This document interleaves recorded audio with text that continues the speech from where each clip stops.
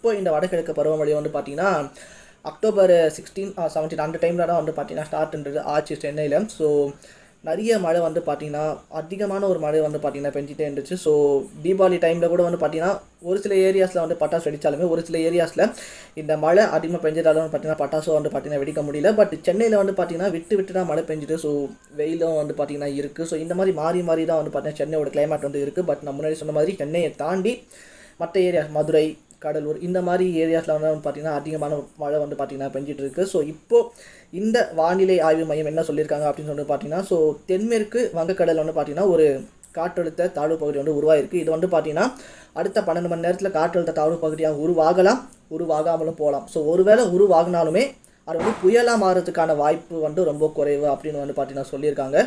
So இப்போதைக்கு வந்து பார்த்திங்கன்னா புயல் வந்து இப்போதைக்கு வந்து பார்த்திங்கன்னா கிடையாது. ஸோ அது காற்றழுத்த தாழ்வு மாறினாலும் சரி மாறாட்டினாலும் சரி. ஸோ ஆனால் இப்போ வந்து பார்த்திங்கன்னா புயலாக உருவாகிறதுக்கான வாய்ப்பு வந்து கிடையாது. ஸோ இது